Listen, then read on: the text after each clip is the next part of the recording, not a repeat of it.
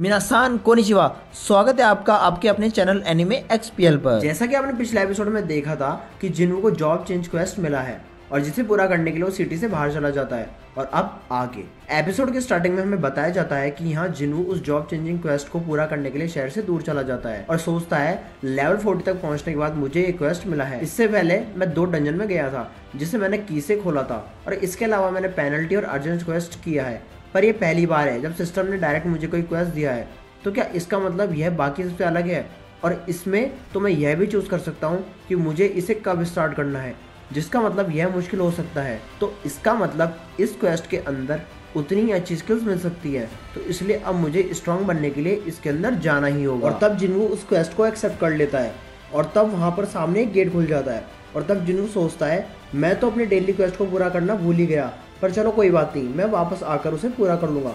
तो चलो सबसे पहले इस डंजन को क्लियर किया जाए और देखा जाए कि आखिरकार इसके अंदर है क्या। और तब वो अंदर चला जाता है जहां हम देखते हैं एक कवच पहना हुआ इंसान उसका इंतजार कर रहा होता है। तभी हम देखते हैं जिन्हों अपने फादर के साथ लंच पर गया होता है और वहां पर उसका भाई जिनसुक आ जाता है। सीन दोबारा चेंज होता है और हमें दिखाया जाता है कि जिन्हों के अंदर पहुंचते ही उसे नोटिफिकेशन आती है जिस पर लिखा होता है कि वो ना ही यहाँ पर पोजिशन को यूज़ कर सकता है और ना ही फुल रिकवरी को, और इस डंजन को क्लियर किए बिना वो ना ही बाहर जा सकता है। तभी हम देखते हैं वहाँ पर आर्मर पहने हुए नाइट आ जाता है और जिन्हू अपना डैगर निकाल कर लड़ने के लिए तैयार हो जाता है। तभी वो नाइट जिन्हू पर हमला कर देता है और जिन्हू भी उस पर हमला करता है, पर उसके अटैक का उस नाइट पर कोई भी असर नहीं होता है। तब वो नाइट दोबारा जिन्हू पर हमला कर देता है, पर जिन्हू उसके हमले को रोककर उसके दूसरे हमले को डॉस कर देता है और अपने डैगर से फिर से उस पर हमला कर देता है। पर जिन्हू नोटिस करता है कि उसका डैगर उस आर्मर को नुकसान नहीं पहुँचा पा रहा होता है और तब वो उसे सांप के साथ मेरी लड़ाई याद आती है जिसमें उसने उस सांप के हार्ड स्किन के मजबूत होने के कारण उसे हाथों से मारना पड़ा था। और जिन्हू यहाँ पर यही करने की कोशिश करने लगता है और हम देखते हैं वो उस नाइट का सिर धड़ से अलग कर देता है। मैंने तो यहाँ पर अपनी फैटल स्ट्राइक वेस्ट कर दी है और अब ना ही मेरी कोई इंजरी और ना ही मेरी कोई मैजिकल पावर रिकवर होगी, पर तुम लोगों को इससे क्या ही फर्क पड़ता है। तभी सीन चेंज होता है और हम यहाँ देखते हैं जिन्हों को सोच रहा होता है। तभी उसके फादर उसे खाना खाने के लिए कहते हैं और उसके भाई से ऑर्गेनाइजेशन के बारे में पूछते हैं। तब जिनसंग कहता है मैं उसी काम पर लगा हुआ हूँ, पर एक एस रैंक हंटर बिंग बिंग यू और चाय ने मेरा ऑफर डिक्लाइन कर दिया है, पर इससे मेरे प्लान पे कोई भी फर्क नहीं पड़ेगा।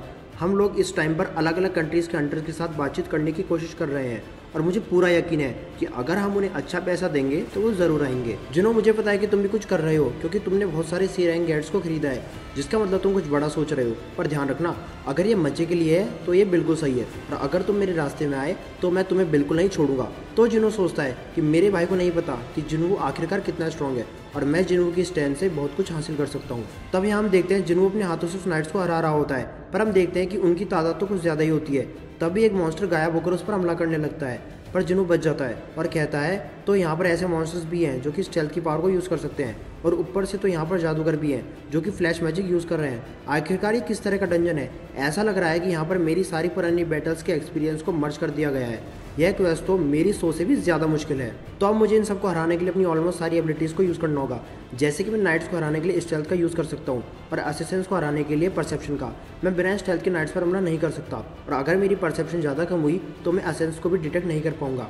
पर यहाँ पर सबसे बड़ी प्रॉब्लम ये जादूगर है, क्योंकि इन्हें हराने के लिए इंटेलिजेंस की ज़रूरत है और मैंने इंटेलिजेंस में ज़्यादा पॉइंट्स इन्वेस्ट नहीं किए हैं, जिस वजह से मैं अपनी मैजिकल पावर को अच्छे से यूज़ नहीं कर पा रहा हूँ। और अब तो मैं थकता भी जा रहा हूँ, पर अब मुझे जल्दी से जल्दी ये लड़ाई खत्म करनी होगी। तभी हम यहाँ देखते हैं चोई अपनी टीम के साथ जेजू आइलैंड पर जाने के लिए तैयार होता है और यहाँ जिन्हों सारे मॉन्स्टर्स को हरा देता है और उसे वहाँ से रिवॉर्ड्स भी मिलते हैं, जिसमें हम देखते हैं जिन्हों को आर्मर मिलता है, जिससे पाकर वो बहुत ज़्यादा खुश हो जाता है। यह तो सच में बहुत ज़्यादा लाइट वेट है। वैसे मुझे फील तो नहीं हो रहा है, पर मुझे लग रहा है कि मेरा लेवल अप हो रहा है और मुझे यहाँ पर कुछ आइटम्स और कॉइन्स भी मिले हैं और अब मेरी थकान भी दूर हो गई है। तो लगता है अब मुझे नेक्स्ट स्टेज पर जाना चाहिए। और तब हम देखते हैं जिन्हों एक दरवाजे के पास पहुंच जाता है और वो सोचता है पता नहीं इस दरवाजे की दूसरी तरफ कौन सा स्ट्रॉन्ग ओपोनेंट मेरा वेट कर रहा है। अब जब मैं उसे बिना हरा यहाँ से नहीं जा सकता तो मेरे पास आगे बढ़ने के अलावा कोई ऑप्शन नहीं है। तब वो उस दरवाजे को खोल देता है, जिसके अंदर से उसे बहुत पावरफुल ऑरा महसूस होता है, और तब वो अंदर चला जाता है जहां हम देखते हैं वहां चारों तरफ मशालें जल जाती हैं और सामने किंग का तख्त होता है जिसकी रखवाली के लिए एक नाइट वहाँ पर आ जाता है। और तब जिन्हों सोचता है मेरी पूरी बॉडी डर के मारे कांप रही है और मुझे यहाँ पर वैसा ही ऑरा महसूस हो रहा है जैसे मुझे डबल डंजन में महसूस हुआ था। तो ये है night commander Igris the blood red. इसका नाम तो डार्क रेड कलर में है, तो इसका मतलब इसका लेवल मुझसे बहुत ज़्यादा है। ये एक नाइट है जो कि खाली तख्त की रखवाली कर रहा है। पता नहीं अब इसके साथ लड़ाई में मेरा क्या हाल होगा। और तब वो दोनों ही लड़ने के लिए तैयार हो जाते हैं। और तब हम देखते हैं इग्रिस बहुत ज़्यादा स्पीड से जिन्हों के ऊपर हमला कर देता है और जिन्हों उसके हमले से बच जाता है और सोचता है इसने तो पिलर को बड़ी आसानी से काट दिया। और तब वो जिन्हों पर हमला करके उसे दूर फेंक देता है और उसके पास पहुंचकर उसके पीछे की दीवार को तोड़ देता है। तो जिन्हों सोचता है ये सिर्फ स्ट्रॉन्ग ही नहीं बल्कि बहुत ज़्यादा तेज भी है। और तभी इग्रिस जिन्हों पर फिर से हमला कर देता है। पर हम देखते हैं जिन्हों फिर से उसके हमले से बच जाता है और सोचता है इसने इतना भारी आर्मर पहन रखा है पर ये फिर भी इतनी तेजी से मूवमेंट कैसे कर पा रहा है, ये तो सच में बहुत ज़्यादा स्ट्रॉन्ग है। और तब जिन्हों उस पर हमला कर देता है। पर हम देखते हैं उसके हमलों का इग्रिस पर कोई भी असर नहीं हो रहा होता। तब वो देखता है कि उसका डैगर उसके आर्मर पर खरोच भी नहीं कर पा रहा होता। और तभी इग्रिस अपनी तलवार से जिन्हों पर हमला कर देता है, पर जिन्हों अपने डैगर से उसके हमले को रोक देता है। और तभी इग्रिस जिन्हों को दूर फेंक देता है। और तब जिन्हों सोचता है चाहे मैं इसकी स्पीड तक पहुंच गया हूँ पर मैं इसकी पावर का मुकाबला नहीं कर सकता और मेरा डैगर भी इसके आर्मर को आर पार नहीं जा सकता। तो क्या सच में मैं इसे हरा पाऊंगा? ये एनिमी तो मेरी इमेजिनेशन से भी ज़्यादा ताकतवर है।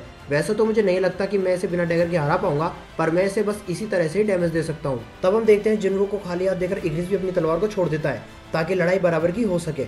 और वहीं दूसरी ओर हंटर एसोसिएशन के प्रेसिडेंट और उनका असिस्टेंट वो देर रात तक काम कर रहे होते हैं। और तभी उनके हंटर चॉय का फोन आता है और तब प्रेसिडेंट कहते हैं तो क्या तुम लोग जाने के लिए तैयार हो? बिल्कुल, पर सबसे पहले मैं आपको इस बात के लिए थैंक यू कहना चाहूँगा कि आप लोग इसके लिए मान गए। तो प्रेसिडेंट कहते हैं मुझे तो ये मान नहीं था क्योंकि तुम बार बार मीडिया के सामने जेजो आइलैंड की बात कर रहे थे, तो इसलिए पब्लिक को ट्रेजेडी याद आ गई और हमें डिसीजन लेना पड़ा। मैं तो बस यहाँ पर अपना फ़ायदा ही देख रहा हूँ, पर क्या वो लोग तुम्हें इसके लिए बाद में ब्लेम नहीं करेंगे क्योंकि तुम खुद ट्रबल को ढूंढ रहे हो? मैं इसके लिए तैयार हूँ, पर तुम थोड़ा ध्यान रखना, जेजो आइलैंड में सच में बहुत ज़्यादा खतरनाक है। तो चॉय कहता है मुझे इसके बारे में पता है, हमारा मिशन बस वापस जाकर एक छोटा अटैक करना है ताकि हमें एनिमी की स्ट्रेंथ और साइज के बारे में पता चल सके। वो जेजो आइलैंड की थर्ड बैटल मेरे लिए अभी भी खत्म नहीं हुई है। तभी हम यहाँ देखते हैं इग्रिस जिन्हों पर हमला कर देता है और उसे जोर जोर से पटकने लगता है और उसे दीवार में पटक कर उसे जोर जोर से मुक्के मारता है। और तब जिन्हों उसके हमले से बचकर सोचता है मैं इस टाइम डिफेंस कर रहा था पर मैंने फिर भी वाइटैलिटी के 500 पॉइंट्स खो दिए हैं। शुक्र है मैंने आर्मर पहन रखा है, क्योंकि अगर मैंने इसका अटैक डायरेक्टली लिया होता तो मैं अब तक मर चुका होता। ये तो बिना तलवार के भी बहुत ज़्यादा पावरफुल है और अगर मैं इसकी स्ट्रेंथ को मैच नहीं कर सकता तो मुझे अपनी स्पीड को इंक्रीज करना होगा। तब जिन्हों अपनी स्किल्स को यूज़ करके अपनी स्पीड को बढ़ा देता है और इग्रिस पर हमला करने लगता है। पर हम देखते हैं इग्रिस उसके हमले को रोकने में कामयाब हो जाता है और तब जिन्हों अपनी पूरी ताकत से उस पर हमला करने लगता है।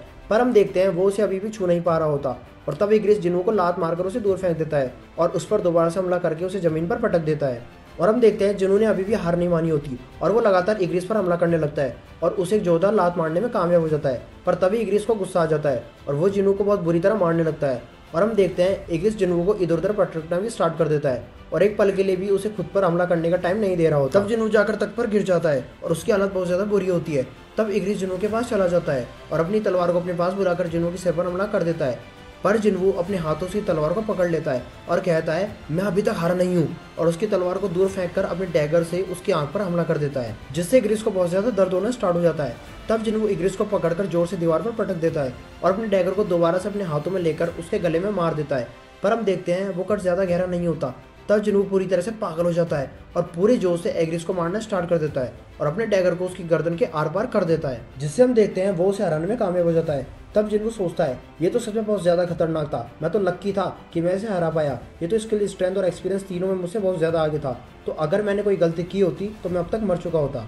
और तब उसे 4 रिवॉर्ड मिलते हैं, जिसमें से एक में उसे 1.5 मिलियन गोल्ड कॉइन मिलते हैं, दूसरे में उसे इग्रिस का हेलमेट मिलता है जो कि एस रैंक का होता है और इसके अलावा इक्विपमेंट्स मिलते हैं जो कि उसके फिजिकल डैमेज को 15% पर कम कर देंगे और उसकी वाइटैलिटी और स्ट्रेंथ को 20% बढ़ा देंगे। तीसरे में उसे रूलर सेट स्टोन मिलता है जिसे तोड़कर वो एक स्किल्स को ले सकता है और लास्ट में उसे टेलीपोर्टेशन स्टोन में मिलता है। और तब जिन वो सोचता है तो क्या ये मुझे इसलिए मिला है क्योंकि ये क्वेस्ट अभी तक पूरा नहीं हुआ है। और तभी हम देखते हैं वहाँ पर बहुत सारे गेट खुल जाते हैं और नोटिफिकेशन में आता है कि जितनी देर तक तुम यहाँ पर टिकोगे उतना ज़्यादा तुम्हें एडवांस पॉइंट मिलेंगे जो कि तुम्हें उतनी ही हाई क्लास तक पहुँचाएंगे। और तभी हम देखते हैं वहाँ पर बहुत सारे एनिमीज इकट्ठे आने लगते हैं। तब जिन वो सोचता है अगर ये सब लोग इग्रिस की तरह हुए तो मैं तो कुछ सेकंड भी नहीं टिक पाऊंगा, पर मेरे हिसाब से ये इतनी भी ताकतवर नहीं है, बस बहुत ज़्यादा है। और वहीं दूसरी ओर हंटर चॉय और उसकी टीम जेजो आइलैंड के लिए निकल जाती है और यहाँ जिन्हों उन नाइट्स के साथ लड़ते हुए ये सोच रहा होता है मैं इन्हें चाहे जितनी मर्जी बार मार लूँ पर ये फिर भी उस गेट से आते ही जा रहे हैं। इस क्वेस्ट में ये चीज़ देखी जाएगी कि मैं यहाँ पर कितनी देर टिक पाता हूँ, तो इसलिए मैं इनसे सबसे छुप जाऊँगा। और तब वो अपनी स्ट्रेंथ को यूज़ करके वहाँ पर छुप जाता है। पर हम देखते हैं एक दुश्मन जादूगर उसे ढूंढ लेता है और तब वो नाइट्स उस पर हमला कर देते हैं, तब जिन्वो को उनके साथ लड़ने के अलावा और कोई रास्ता नहीं सोचता। तब एक नाइट उसकी पीठ पर वार कर देता है, जिससे जिन्वो को चोट आती है। तब जिन्वो उस नाइट को हराकर सोचता है, क्या मुझे यहाँ पर सिर्फ 5 ही मिनट हुए हैं, अब मेरा यहाँ पर रहना खतरे से खाली नहीं है, तो मुझे इस टेलीपोर्टेशन स्टोन को यूज़ करना ही होगा। तभी हम देखते हैं एक नाइट उसके हाथों में से उस स्टोन को नीचे गिरा देता है और बाकी सारे नाइट्स मिलकर जिन्वो पर हमला कर देते हैं और इसी के साथ ये एपिसोड यहीं पर ही एंड हो जाता है। तो दोस्तों, आपको ये वीडियो कैसी लगी कमेंट करके बताएं, और अगर वीडियो अच्छी लगी हो तो लाइक एंड शेयर करें, और अगर आप हमारे चैनल पर नए हैं तो हमारे चैनल एनीमे एक्सपीएल को सब्सक्राइब करें।